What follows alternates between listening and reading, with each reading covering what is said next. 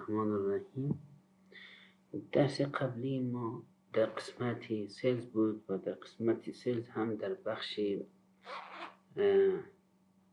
کوتیشن یا استیمیت بود که ما چه رقم استیمیت یا کوتیشن بسازیم و او را تبدیل به اینوایس بکنیم. در قسمتی که رفته بودیم این قسمت بود. خب یک آیتم جور کردیم و او آیتم را ما تبدیل کردیم به استیمیت، استفاده کردیم به استیمیت و استیمیت ما تبدیل شد به اینوایس. در این درس کوشش میکنیم که ما سایر فرم هایی که در بخش سیلز وجود دارند برای شما به معرفی بگیریم و یک مثال سرش کار کنیم. در قسمت آیکن نیو کلیک میکنیم و در قسمت کستومر میایم. او هم سیلز ریسیپت است. سیلز ریسیپت برای فروشات نقدی هست که ما میتونیم یک مشتری خود را همزمان که ما بیل برش جور میکنیم او پرداخت پول را در نظر میگیره، یعنی فروش نقدی. و او اینجا هست که دخل خود انتخاب میکنیم و آیتمی را که ما به فروش رساندیم، چه آیتم خدمات یا سرویس باشد، چه آیتم اینوینتوری باشد یا آیتم های دیگه باشد، ما از این قسمت مستقیما پولش در داخل دریافت میکنیم. یا مثلا در یک حساب بانکی اگر دپوزیت میشه یا مرکب. پس ما یک آیتم را از اینجا در قسمت اینوینتوری اگر بود در نظر میگیریم. اکثریتش هم اینا سرویس هست. خب پس یک اینوینتوری پارت ما در سیستم اضافه میکنم و او را ما در استاک میبریم، از استاک اوت میکنیم. یعنی هدف ما است که فعلا اوپنینگ بالانس رو در نظر میگیریم. ما میخوایم یک آیتمی به اسم شوز اد میکنم در سیستم، اینوینتوری پارت میگیریم و این را کتگوریش هم انتخاب میکنیم. ببینیم از چی نوع کتگوری هست. اینجا چیزی مشابه از این نداریم. اینوینتوری اسید ما اضافه شد، اینا رو نوشته میکنیم. شوز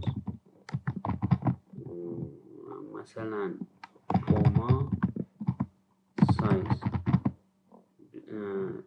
41 فورمل. خب اینجا قیمت فروشش مثلا 400 و قیمت خریدش هم در این قسمت نوشته میکنیم. همون دیسکریپشنی که بالا هست همین دیسکریپشن در قسمت پرچیز انفورمیشن هم پست میکنیم. کپی کردیم پست کردیم. خب قیمت خریدش مثلا 320. خب این هم کاست آف گودز سولد. اینا رو پرفر ویندرش هم ما سلیکت نمی کنیم، اما قصد داریم که دیگه معلوماتی از این اضافه کنیم به خاطر که این را گفتیم اینوینتوری پارت است. هدف ما این است که ما کوانتیتی آن هند زیر پیدا کنیم. اینجا هست مثلا ما در استاک 20 نداریم، تاریخ امروز در نظر میگیریم و ری اوردر پوینت خودم 3 در نظر میگیریم. صرفا کوز می‌نویسیم. هدف از این درس بهتر خود بود که ما ببینیم که یک اینوینتوری را همراه اوپنینگ بالانسش که ثبت میکنیم در استاک این از کجا کردیت شده و به کجا دبیت شده. برای از این کار ما فعلا کنسل میکنم سیلز ریسیپت خود را. میریم در قسمت ریپورتینگ و در قسمت جورنال انتری. ما ریپورت میگیریم،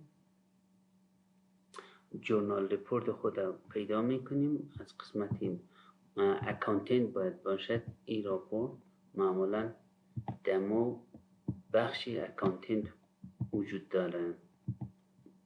بیایم که پایین تر تا کجا اینجا میرسیم. این جورنال ریپورت خود کلیک میکنیم ببینیم کجا دبیت شد کجا کردیت شد. معمولا باید اوپنینگ بالانس ایکویتی کردیت شده باشد با اوپنینگ بالانس اینوینتوری پارت اسید است و در این در قسمت بالانس شیت رفت، یعنی اینوینتوری اسید شد و سمت کردیتش اوپنینگ بالانس ایکویتی باید باشد. خب در بالا ما می قسمت تاریخ خود در نظر میگیریم که از کدام تاریخ باشد. مثلا توریر میگیریم که امروز فقط نشان بده بر ما که دقیقا همی ترانزکشنی که اوپنینگ بالانس انداختیم همی آیتم شوز اینجا پیدا شد. خب 20 شوز که ما گرفتیم ضرب در 320 شده 6400. اینا کجا کردیت شده؟ یعنی اوپنینگ بالانس ایکویتی. ما این قسمت کلام کنم معلوم شود. خب پس مثل که در کیبوک دسکتاپ هم همین رقم ما اجناس کدام خود را در سیستم اضافه میکردیم اوپنینگ بالانسش از ایکویتی گرفته میشد و اینوینتوری اسید ما هم دیبیت شده. حالا ما راپوری بعدی هم که میبینیم او راپوری خود اینوینتوری خواهد بود که برای ما نشان بده ما چقدر جنس موجود داریم در استاک. خب در قسمت اینوینتوری خود میریم که اینوینتوری خود رو ببینیم. اینوینتوری را از کجا پیدا کنم برای شما؟ این بخش پیرول است، این اکانتنت است، این کارمندان امپلوی است، پیرول است. خب بالاتر ما برم بیزنس اوورویو رو ما کلیک میکنیم. خب با این ترمیم اینوینتوری رپورت خود رو پیدا کنیم. اینجا هست در قسمت سیلز است.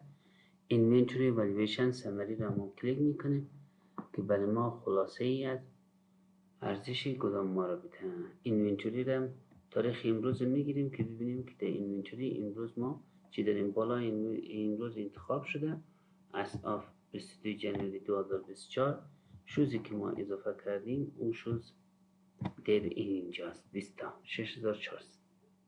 خب اینال افریج کاست ما اینجا محاسبه شده کلکولیت افریج کاست 320.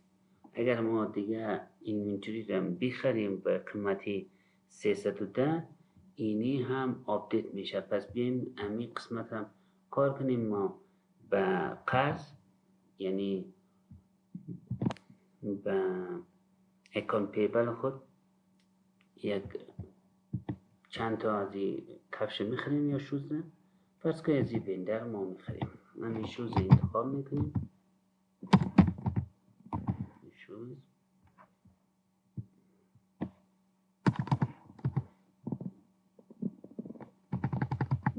یک قسمت آیتم نیست، آیتم پایین تر شوز اینجاست. این انتخاب میکنم. خب ما از این 10 تای دیگر با قیمت 320 قبلا خریده بودیم. حالا بریم که در استاک ما همین افریج کاست ما چه رقم محاسبه شده.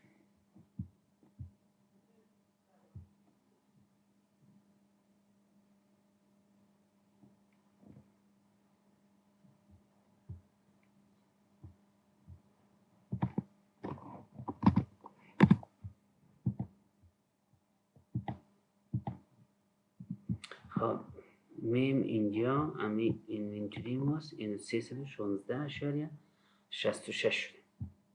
اگر ما دقیقا امور 10 عدد یا 10 جوره نمی خریدیم 20 جوره می خریدیم و این یک عدد دقیق اوسط می آمد که اشاره دار نمی بود. حالا اشاره دار آمده خب اوش پروا نداره. گپ اینجا هسته که ما از اول در شروع اینجا نشته قدر استارت یا ما بیگینینگ بالانس ما 20 تا خریدیم 320 ما ولیو اینقدر شد.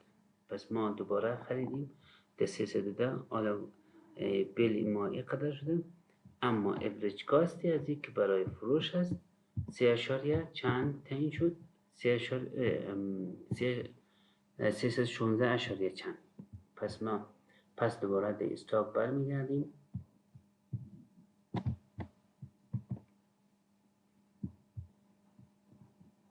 inventory list این کلکولیشن چیزی ماست. 9500 تقسیم 30 کفش کرده یا 30 جوره بود کرده این افریج کاست ماست. پس ما اینا میخوایم امیر نقدی بفروشیم که درس امشب ما هم فروشات نقدی و او هم آیتم هم از نوع اینونتوری پارت. یک کستومر را انتخاب میکنیم و در پایان میم شوز خود تایپ میکنیم. حالا میخوایم این شوز بفروشیم. حالا مثلا این امزی ما 15 تا میفروشیم، 15400 میفروشیم و دوباره به راپور چی برمیگردیم؟ راپور اینونتوری یا اصلا راپور پروفیت اند لاس خود برمیگردیم. این هم در داخل انتخاب کنیم که این هم مستقیما اونجا بیاد و سیف کلوز میزنیم که ویندوز ما بسته شود. این 15 تای دیگه مان 15 تای دیگه شه فروخته شد. حالا این دفعه 313.13 اومد. اصلی بحث این اینجاست. این چه رقمی برای ما فروخت؟ پیشتر چرا 316.33 بود این دفعه است که از این فروشاتی که ما کردیم چند تایش را از این نظر گرفته، چند تایش از روز کوست. حالا من مثلا دیده که کلیک کنم دیتیلش برای ما نشان بده که چه رقمی اتفاقات افتاده. خب این اتفاقات پشت صحنه است. این دیگه اینا نسیه کنید. ما از اول 20 تا داشتیم، ما چند تا فروختیم؟ 15 تا. پس تا میتونه باید ایزی بفروشه. اگر نظر فیفو باشه باید کلگیش ایزی بفروشه. خب چند تا باندم؟ 15 تا. 4700 تقسیم 15 13.33 شده. حالا ما در راپوری که گفتیم او چی هست، جورنال انتری هست، در او راپور دوباره برمیگردیم و او راپور مرور میکنیم که کجا دیده شد و کجا کرده شد. در قسمت مای اکانتینگ ما میم جورنال خود پیدا میکنیم. جورنال ما اینجا هست. امیرم در قسمت فیوریت میبریم که همیشه از بخش فیوریت بر ما نشان بده.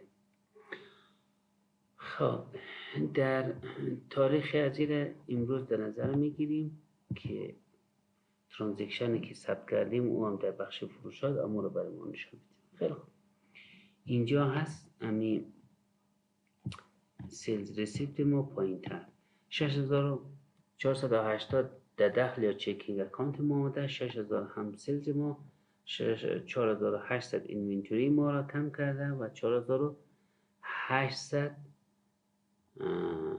کاست آف کنسولت ما بالا برده و این قسمت هم قسمتی هست که تکس محاسبه کرده و اتومات تکس محاسبه کرده. خیلی خوب، پس ما در پروفیت اند لاس می‌بینیم که این برای ما چند فایده کرده. یعنی فروشات امروزی ما برای راپور پروفیت اند لاس در بخش فایننس یا بزنس اوورویو میریم. این بزنس اوورویو هست. پروفیت اند لاس خود پیدا میکنیم، سر از کلیک میکنیم پروفیت اند لاس یعنی فیصدی دارش بهتر است میره میگیریم. خب 6000 اینکم ما شده، 4800 ایر برای ما تمام شده.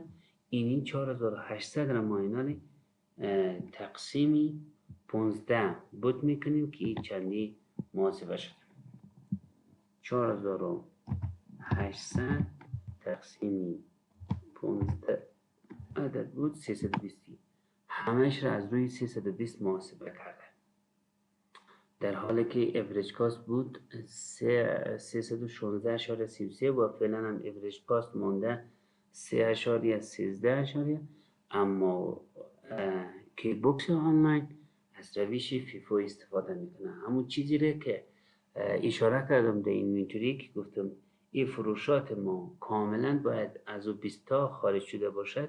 دقیقا هم از روی امزو 20 تا خارج کرده و چیزی که در استاک مونده 5 تا از دفعه قبل مونده، چون ما اول 20 تا اوپنینگ بالانس انداختیم در این نرخ 15 تاش فروختیم، 5 تا مونده، 5 جمع 15 دیگه که ما 10 تای دیگه را که ما خریدیم اونو را محاسبه کرده به این شکل شده 313.33.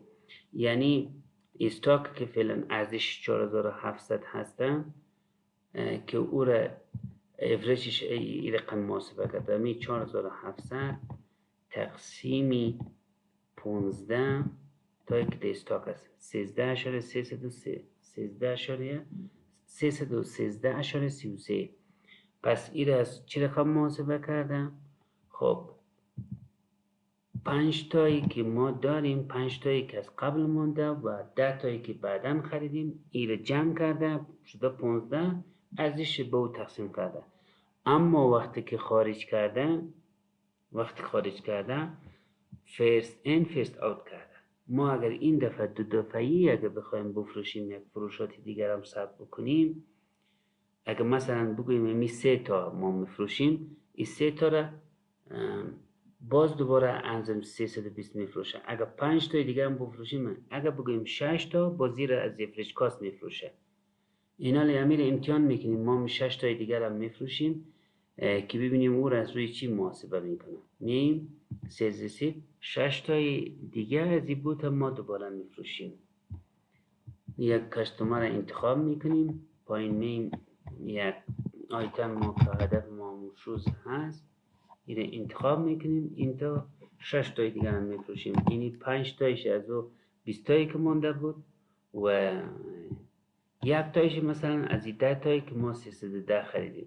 ببینیم که در راپور ما چی تغییراتی میه.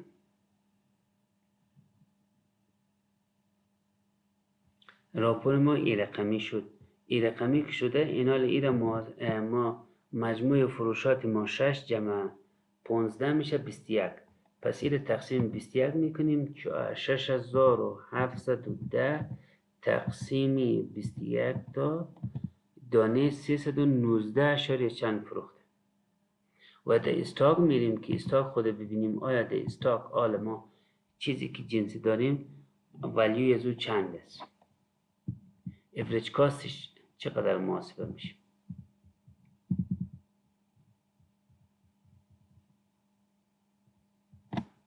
استاک خود میریم میبینیم